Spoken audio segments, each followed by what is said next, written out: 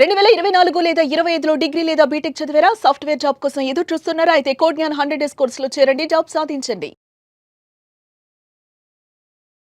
Suman TV ప్రేక్షకులకి మీ నాగరఘు నమస్కారం. గత 10 రోజులుగా ఉన్నత న్యాయస్థానాన్ని, భారతదేశంలో చాలామంది మేధావుల్ని, అలాగే అనేక రకాల సాంస్కృతిక వర్గాల వారిని కుదిపివేస్తున్న అంశం ఈ కుటుంబ వ్యవస్థకు సంబంధించిన విషయాలు. అంటే కుటుంబ వ్యవస్థ మెయిన్ ఎందుకు ఇంత బర్నింగ్ టాపిక్ అవ్వటం జరిగిందంటే, ఎంతోమంది ఎన్నో రకాలుగా వాళ్ళ బాధల్ని భరించలేక వాళ్ళు ఈ లోకాన్ని వదిలిపెట్టడం జరుగుతుంది. కానీ స్పెసిఫిక్గా ఎవరైతే ఎప్పుడైనా మేము బలాని వాళ్ళు మా చావుకు కారణం, వాళ్ళ హెరాస్మెంట్ తట్టుకోలేక మేము మరణిస్తున్నాం, ఇలాంటి పరిస్థితి ఎవరికీ జరగకూడదు అనే విషయాల్ని వైరల్ చేసి వాళ్ళు కాలం చేస్తారో, that issue will become a sensitive issue among the circles. ఎన్నో జరగచ్చు. ఇప్పుడు అలాగే హత్యలు, మానభంగాలు, దొంగతనాలు, దోపిడీలు నిత్యం ఎక్కడొక్కడతో జరుగుతూనే ఉంటాయి. కానీ సెన్సిటివ్నెస్ అనేది ఎప్పుడు వస్తుంది అంటే, ఆ విషయం ఫ్లోర్ అయినప్పుడే జనాలు దాని గురించి డిబేట్లు పెట్టడం, అలాగే ఏ రకంగా చేస్తే బాగుందని చర్చించటం, ఇలా రకరకాల ప్రయత్నాలు చేస్తూ ఉంటారు. కానీ అల్టిమేట్గా నన్ను నమ్మే సిద్ధాంతం ఒకటే, ప్రతి నేరానికి దానికి ఏ రకమైన శిక్షలు ఉండాలి అని చెప్పి వాటి సంబంధిత చట్టాలు నిర్దేశించినప్పుడు అతి త్వరలో సత్వర న్యాయం జరిగి నేరం చేసిన వాళ్ళు శిక్షించబడ్డారు అనే విషయాన్ని న్యాయస్థానాలు ఎంత త్వరగా నిర్ణయిస్తాయో అప్పుడే వెసులుబాటు జరుగుతుందనే విషయాన్ని గమనించారు. ఎందుకంటే చాలా దేశాలతో పోలిస్తే మన భారతదేశంలో జ్యుడిషియరీ సిస్టమ్ డిసైడ్ చేసే విషయాలు it takes its own course of time. అంటే ఈరోజు నేరం జరిగితే దాని ఎండ్ రిజల్ట్స్ రావటానికి కనీసం 3-4 సంవత్సరాలు పడుతుంది. అలాగే తొందరగా కేసులు పరిష్కరించాలి, కొన్ని మార్గదర్శకాలు టైం ఫ్రేమ్ ఫిక్స్ చేసిన domestic violence, even 498A maintenance కేసులు ఎక్సెట్రాలో కూడా. ఎందుకంటే ఈ యొక్క చట్టాల ముఖ్య ఉద్దేశం విమెన్ ఫ్రెటర్నిటీని కాపాడుకోవాలనే ఉద్దేశంతో వాళ్ళకి ప్రొటెక్షన్గా ఇవ్వటానికి,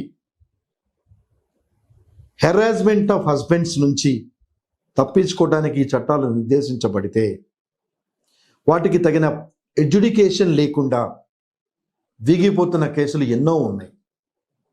అంటే దీనికి ఎవరు బాధ్యులు అనే ప్రశ్న కనుక మనం వేసుకుంటే, ప్రతి చర్య ప్రతిచర్య అంటే యాక్షన్ రియాక్షన్ ఇవి మనకి ఎంత తెలిసినా న్యాయస్థానంలో ఈ విషయాలు నిర్ధారణ అయినప్పుడే దానికి పనిష్మెంట్ జరుగుతుంది. అంటే నేరం చేసిన వారికి ఏది తప్పు ఏది ఒప్పు అని ఇండియన్ పీనల్ కోడ్, కొత్తగా వచ్చిన భారత న్యాయ సమితి చాలా స్పష్టంగా విశదీకరించింది. అంటే సంఘానికి వ్యతిరేకమైన లేదా వేరే వ్యక్తులకి భంగం కలిగే విధానంగా కనుక ఎవరైనా ప్రవర్తిస్తే ఆ చర్యలను బట్టి ఆ సంబంధిత శిక్షలు అనేది ప్రతిపాదించబడింది. సో ఒక కంప్లైంట్ ఇవ్వగానే పోలీసులు దాన్ని రిజిస్టర్ చేసుకొని ఇన్వెస్టిగేషన్ చేస్తారు.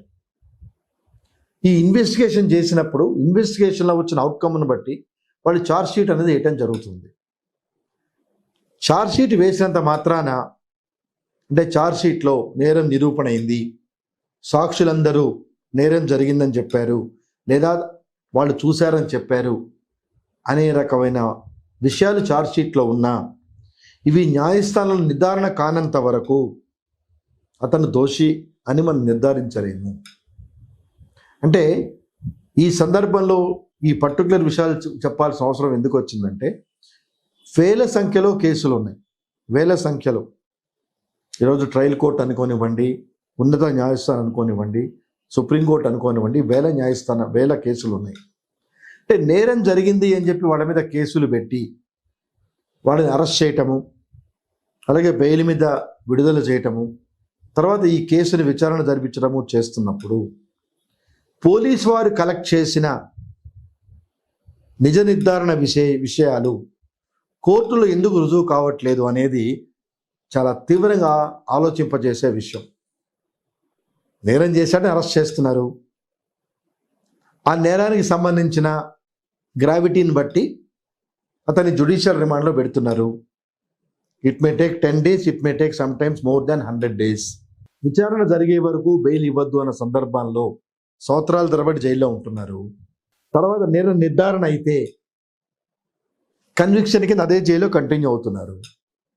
కానీ ఇదే నేర నిర్ధారణ విషయం పై కోర్టులోకి వెళ్తే ఎందుకు నిలవట్లేదు? అలాగే ఇతను రిమాండ్లో ఉన్న పీరియడ్ తర్వాత కేసులు రుజువు చేయలేకపోతే హూ విల్ హెల్డ్ రెస్పాన్సిబుల్? అంటే రీసెంట్గా జరిగిన సెన్సేషనల్ కేసులో అంటే అఫ్కోర్స్ డాక్టర్ చేస్తాడు తన పేషెంట్ని కాపాడుకోవాలని. అలాగే పోలీసు సొసైటీని కాపాడాలనుకుంటాడు. అలాగే ఏ నేరం చేసి తమ దగ్గరకు వచ్చిన అడ్వకేటు తన క్లయింట్ని కాపాడుతాడు. ఇది వృత్తి ధర్మం. ఈ వృత్తి ధర్మాన్ని ఎవరూ తప్పుపట్టలేరు. ఇక్కడ అంటే భారత రాజ్యాంగం చాలా స్పష్టంగా విశదీకరించింది. అన్యాయంగా ఒక మనిషి 1 గంట కూడా జైల్లో ఉండకూడదు అని. అంటే అన్యాయంగా ఒక మనిషి 1 గంట కూడా జైల్లో ఉండకూడదు అంటే ఇది సెలబ్రిటీస్కేనా, సామాన్య మానవులకు వర్తించవా? సామాన్య మానవులు ఈవెన్ సోకాల్డ్ సెలబ్రిటీస్ కూడా సంవత్సరాల తరబడి జైల్లో మగ్గుతున్న సందర్భాలు చాలా ఉన్నాయి, మగ్గిన సందర్భాలు ఉన్నాయి. ప్రొఫెసర్ సాయిబాబుని ఎగ్జాంపుల్గా తీసుకుంటే చాలా సంవత్సరాలు జైల్లో అనారోగ్యంతో ఉన్నాడు. అంటే వాళ్ళ అమ్మగారు చనిపోయినా కూడా కోర్టులు బెయిల్ ఇవ్వలేదు చూడటానికి. ఇంత చేస్తే బాంబే హైకోర్టు అతను నిర్దోషిగా నిర్ధారించింది. మరి ఇంటర్వ్యూన్ పీరియడ్లో లైఫ్ అండ్ లిబర్టీ అని మాట్లాడుతున్న ఈ చట్టాలు, ఈ న్యాయస్థానాలు అతని యొక్క కాలాన్ని ఆ రకంగా వేస్ట్ చేసినందుకు హూ విల్ హెల్డ్ రెస్పాన్సిబుల్? అంటే my topic today before the viewers is, మనం రిమాండ్ చేయబడుతున్నాం, ఏదో ఒక నేరంలో రిమాండ్ చేయబడుతున్నాం. దానికి సంబంధించి న్యాయస్థానం మనకి జ్యుడిషియల్ రిమాండ్ విధిస్తున్నది. కొద్ది రోజులు జ్యుడిషియల్ రిమాండ్లో కలిపి అంటే మనం నేరం చేశామని జడ్జి గారు నమ్మి మనకి జ్యుడిషియల్ రిమాండ్ విధించారు as per the remand report of the police. సంతోషం. కేసు ట్రయల్కి వచ్చింది, కేసు నిర్ధారణ కాలేదు. The accused will become set free. ఈ ఇంటర్వ్యూన్ పీరియడ్ ఎవరు భరిస్తారు? ఈ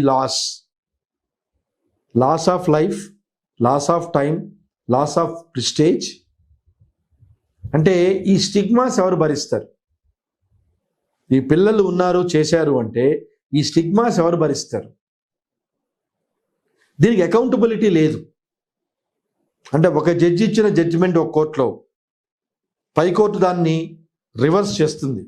చాలా సందర్భాలు చూస్తాం. కింద కోర్టు శిక్ష వేస్తే ఇదే శిక్ష సుప్రీంకోర్టు వరకు కంటిన్యూ అవుతుందని చెప్పలేం. దాన్ని రివిజన్లో చేంజ్ అవ్వచ్చు, అపీల్లో చేంజ్ అవ్వచ్చు, ఏ స్టేజ్లో అయినా ఏ రకంగా చేంజ్ అవ్వచ్చు. అలాగే ఒక నేరస్తుడు తప్పు చేయలేదు అని కనుక ట్రయల్ కోర్టు వదిలేస్తే దాని మీద ప్రభుత్వం అప్పీలుకు పోయినప్పుడు లేదా బాధితులు అప్పీలుకు పోయినప్పుడు అక్కడ చట్టం కూడా, తీర్పు కూడా విభిన్నంగా ఉండొచ్చు. ఆల్ సెట్ అండ్ డన్, ఒక మనిషి గంట కూడా అన్యాయంగా న్యాయస్థానంలో ఉండకూడదనే ప్రాతిపదిక మీద న్యాయస్థానాలు పనిచేస్తున్నప్పుడు ఈ న్యాయం అనేది సామాన్య మానవులకు అందుబాటులో ఉండదా అనేది ఇటీవల కాలంలో జరుగుతున్న కొన్ని కేసుల పరిణామాల్లో ఉత్పన్నమవుతున్న ప్రశ్నలు. Life is life for everybody. మిమ్మల్ని కోసం నెత్తురు ఎర్రగా వస్తుంది, నన్ను కోసం నెత్తురు ఎర్రగానే వస్తుంది. ప్రపంచంలో ఎవరైనా ఒకేలాగా పుడతారు. Maybe caesarean, maybe natural delivery తప్పించి ఆకాశం నుంచి ఎవరు ఊడిపడలేదు. బట్ ఈ extension of benefit of judiciary or legal process, why it is differentiating from person to person అనేది మోస్ట్ ఇంపార్టెంట్ క్వశ్చన్. అలాగే కొన్ని సందర్భాల్లో చాలా ఏళ్ల క్రితం జరిగిన నేరాలైనా ఇప్పుడు కంప్లైంట్ ఇచ్చి దాన్ని వెసులుబాటు చేయాలి అంటున్నప్పుడు ఈ మధ్యలో ఎన్నో రకాలైన మార్పులు జరుగుతూ ఉంటాయి. ఫర్ ఎగ్జాంపుల్ పోక్సో కేసులో ఎగ్జాంపుల్గా తీసుకుందాం. 18 ఏళ్ళలోపు అమ్మాయిని ఆ అమ్మాయి ఇష్టంతో కానీ ఆ అమ్మాయి పేరెంట్స్ సహకారంతో కానీ పెళ్లి చేసుకుంటే నేరమని పోక్సో చట్టం చెప్తున్నది.